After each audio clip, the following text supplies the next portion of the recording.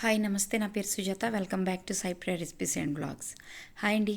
ఈరోజు నేను మీకు చాలా సింపుల్గా ఈజీగా tasty chicken fry piece biryani ఎలా తయారు చేసుకోవాలో చూపించబోతున్నాను. అస్సలు ఆలస్యం చేయకుండా మనం రెసిపీలోకి వెళ్ళిపోదాం. ఇది చేసుకోవటానికి ముందుగా మనకి మసాలాలు ప్రిపేర్ చేసుకోవాల్సి ఉంటుంది.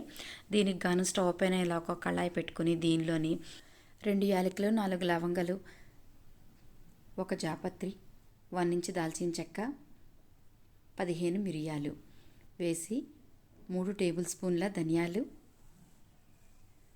1 టేబుల్ స్పూన్ జీలకర్ర, half teaspoon kasuri methi, 1 tablespoon ginger powder లేదా సొంటి పొడి వేసుకుని వీటన్నిటినీ కూడా ఒక 2 నిమిషాల పాటు ఫ్రై చేసుకోవాలి. ఇలా ఫ్రై చేసిన తర్వాత దీనిలోని 5 ఎండుమిర్చి వేసి మరొక 2 నిమిషాలు బాగా ఫ్రై చేసి వీటన్నిటిని కూడా ఒక మిక్సీ జార్లో వేసి మెత్తని పొడిలాగా చేసుకొని ఒక పక్కన ఉంచుకోవాలి. తర్వాత స్టవ్ పైన ఒక గిన్నెలో సగం వరకు నీళ్లు వేసి వేడి చేసుకొని దీనిలో హాఫ్ టీ స్పూన్ సాల్ట్ వేసుకుని ఒక 1/2 కేజీ చికెన్ని బాగా శుభ్రం చేసుకొని ఈ మరిగిన నీటిలో వేసుకోవాలి. ఈ చికెన్ని బాగా ఉడకనివ్వాలి. అయితే ఈ చికెన్ని పట్టుకుని చూస్తే పీస్ మనకి చేతికి మెత్తగా విడినట్టు అయ్యేంత వరకు కూడా చికెన్ని బాగా ఉడికించుకోవాలి. ఈ విధంగా బాగా ఉడికిన చికెన్ని ఒక బౌల్లోకి తీసి సెపరేట్గా ఒక పక్కన ఉంచుకోవాలి. తర్వాత స్టవ్ పైన ఒక కళాయి పెట్టుకుని దీనిలో 5 టేబుల్ స్పూన్ల ఆయిల్ వేసి వేడి చేసుకోవాలి. ఆయిల్ వేడెక్కగానే దీనిలో ఫైన్గా చాప్ చేసుకున్న 8 వెల్లుల్లి రెమ్మల్ని వేసి ఒక పెద్ద ఆనియన్ని ఫైన్గా కట్ చేసి వేసి ఒక 2 నిమిషాల పాటు బాగా ఫ్రై చేసుకోవాలి. తర్వాత దీనిలోని 2 రెమ్మల కరివేపాకు, హాఫ్ టీ స్పూన్ పసుపు వేసి మరొక 2 నిమిషాల పాటు బాగా ఫ్రై చేసుకున్నాక దీనిలోని ఉడికించుకున్న చికెన్ ముక్కల్ని వేసి స్టవ్ ఫ్లేమ్ని సిమ్లో పెట్టుకొని కలుపుతూ వీటన్నిటినీ కూడా బాగా ఫ్రై చేసుకోవాలి.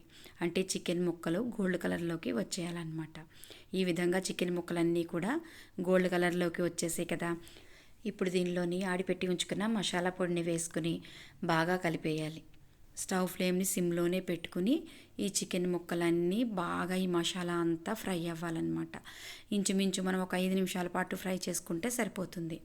ఇలా ఫ్రై చేసుకున్న తర్వాత ఈ చికెన్లోని 1 టీ స్పూన్ సాల్ట్ వేసి 2 నిమిషాల పాటు బాగా ఫ్రై చేసుకుని తర్వాత దీనిలోని ఒక పావు కప్పు మనం చికెన్ ఉడికించుకోగా మిగిలిన వాటర్ ఉంటుంది కదా, దానిలోది ఒక పావు కప్పు వాటర్ని దీంట్లో వేసుకోవాలి. ఈ వాటర్ అనేది ఎందుకు వేస్తున్నామంటే మనకి వేసిన మసాలా పొడులన్నీ కూడా కొంచెం రా స్మెల్ అనేది ఉంటుంది.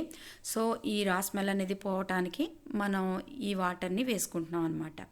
ఇలా వాటర్ వేసుకున్న తర్వాత స్టవ్ ఫ్లేమ్ని సిమ్లోనే పెట్టుకొని దీన్ని ఈ వాటర్ అంతా ఇంకిపోయే వరకు ఈ చికెన్ని ఫ్రై చేసుకోవాలి. ఈ విధంగా బాగా ఫ్రై చేసుకున్న తర్వాత దీనిలోని ఒక గుప్పెడు ఫైన్గా చాప్ చేసుకున్న కొత్తిమీర వేసి 1 నిమిషం పాటు బాగా ఫ్రై చేసేసి దీనిలో ఫైనల్గా ఒక 3 పచ్చిమిర్చిని క్రాస్గా కట్ చేసుకుని వేసుకుని 1 నిమిషం బాగా కలిపేసి స్టవ్ ఆఫ్ చేసేసి ఈ కూరని పక్కన ఉంచేసుకోవాలి. చూడండి ఎంత బాగా కలర్ఫుల్గా కనిపిస్తుందో కదా. ఈ విధంగా మసాలా పొడి అంతా కూడా ఇలా బ్రౌన్ కలర్ వచ్చే వరకు మనం ఈ చికెన్ని ఫ్రై చేసుకోవాలన్నమాట. తర్వాత స్టవ్ పైన ఇలా ఒక ప్యాన్ పెట్టుకుని ఆ ప్యాన్లో 4 టేబుల్ స్పూన్ల ఆయిల్ వేసి వేడి చేసుకోవాలి. ఆయిల్ వేడెక్కగానే దీనిలో 2 యాలకులు, 4 లవంగాలు, హాఫ్ ఇంచ్ దాల్చిన చెక్క, హాఫ్ టీ స్పూన్ షాజీరా, 2 మరాఠీ మొగ్గ, 2 జాపత్రి, 2 బిర్యానీ ఆకు, 15 మిరియాలు వేసి ఒకసారి బాగా కలిపేసి దీనిలోని 1 ఉల్లిపాయ, 5 పచ్చిమిర్చిని ఇలా నిలువుగా చీల్చుకొని వేసుకోవాలి. వీటిని 2 నిమిషాలు ఫ్రై చేసుకున్నాక 2 టేబుల్ స్పూన్ల అల్లం వెల్లుల్లి పేస్ట్ వేసి మరొక 2 నిమిషాలు ఫ్రై చేసి దీనిలో కొద్దిగా కరివేపాకు, గుప్పెడు కొత్తిమీర వేసుకొని ఒకసారి బాగా కలిపేసి దీనిలోని 3 గ్లాసుల నీటిని వేసుకోవాలి. నేను ఈ గ్లాస్తోని 2 గ్లాసుల బియ్యాన్ని తీసుకున్నాను. అందుకని నేను ఇక్కడ గ్లాస్కి గ్లాసున్నర చొప్పున 3 గ్లాసుల వాటర్ని వేసుకుంటున్నాను. దీంట్లో 2 టీ స్పూన్ల సాల్ట్ వేసి ఒకసారి బాగా కలిపేసి మూత పెట్టేసి పొంగు వచ్చే వరకు కూడా మరిగించుకోవాలి.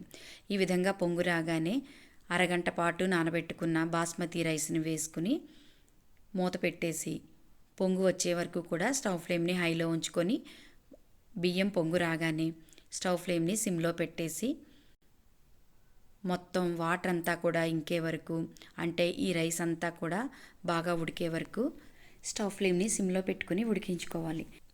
బిర్యానీ రెడీ అయిపోయింది. చూడండి చక్కగా ఎంత కలర్ఫుల్గా మంచి యమ్మీగా కనిపిస్తుంది కదా. ఇక్కడ చికెన్ ఫ్రై పీస్ రెడీ అయిపోయింది, అలానే బిర్యానీ రెడీ అయిపోయింది.